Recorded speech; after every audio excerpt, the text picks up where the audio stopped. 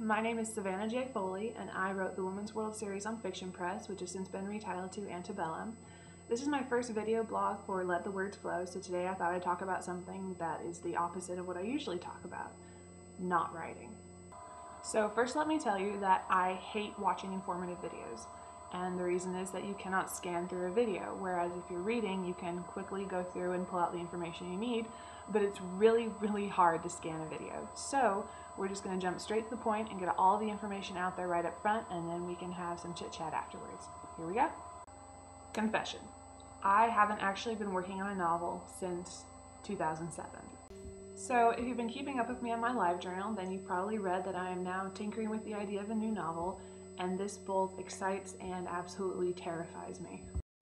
So recently, Lauren Dane, who is a kick-ass romance writer who shares my literary agent, says that you are not a writer unless you are writing. You can talk about writing, you can blog about writing, you can go on talk shows and expatiate your little heart out about writing, but unless you're not actually writing, you are not a writer. Now, her words, when I first heard them, made me really bristle inside. For the past 2.5 years, I've been talking about writing, but I haven't actually sat down and been working on something significant. And yeah, that makes me a little defensive. I'm still a writer, I told myself. Being a writer is something you are, a way of life. Taking a break doesn't mean I'm not a writer anymore. And yeah, I'll stand by that statement, but it doesn't make me feel warm and fuzzy inside. It's a cop-out. Yeah, you can be an actress, but unless you're not actually working and being in movies or television shows or commercials, then you're not really doing your job, are you? And yeah, you could be a doctor and have your medical license and everything, but if you're not actually helping people, then what good are you doing? Writing is the same way.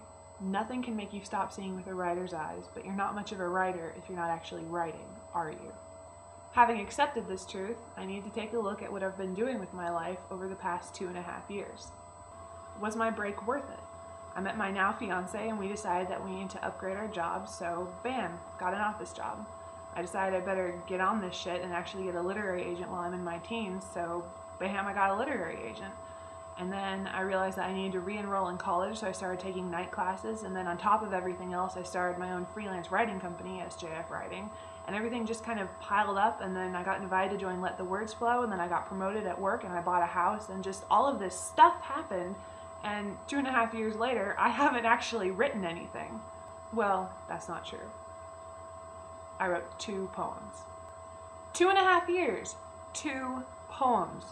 2 crappy kind of mediocre poems were all I had to show for all of that time.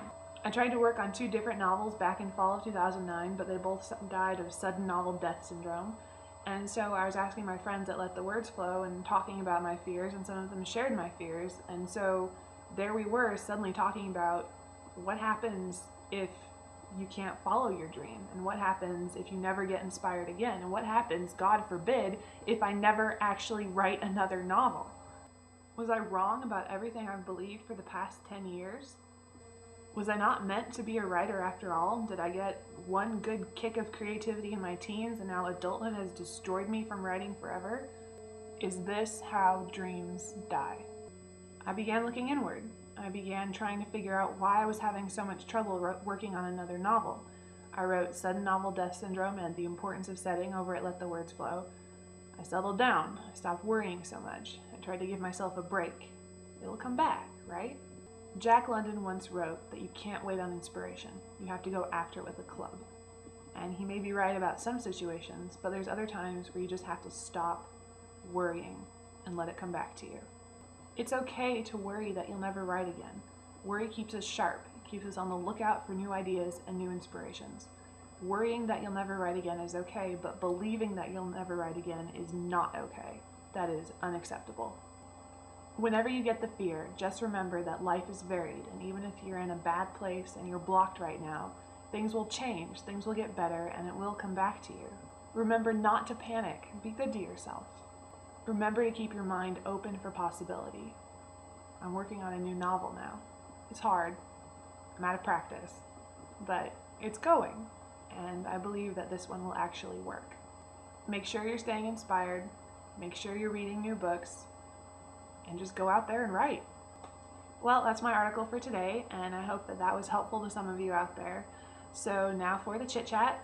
My agent Laura Bradford and I have been together for a year in December, and we were waiting for the holidays to pass so that agents weren't so busy with all the time off and the holidays themselves, and so they could actually get through those work piles that are sitting there on their desk. So we're hoping that now in the new year, Antebellum, which is out with some editors at this point, will start to get attention, and hopefully we can have a book deal in 2010. Also, if you enjoyed this blog today, I encourage you to check out Sarah J. Mass's blog, which is also on this channel. She did an excellent blog about if you should include fiction press in your query letter. I did. Apparently that was a big mistake, so you should go there and learn from her wisdom, and I wish you the best of luck on your query letters if you're writing them, and best of luck and creativity to you if you're working on a project right now, and please be sure to tune in next week. We're going to have another blogger. I'm not sure if it's going to be me or Alexandra Shostak or if it's going to be Sarah again, but whatever it is, it's going to be great, and I promise you'll love it. Bye!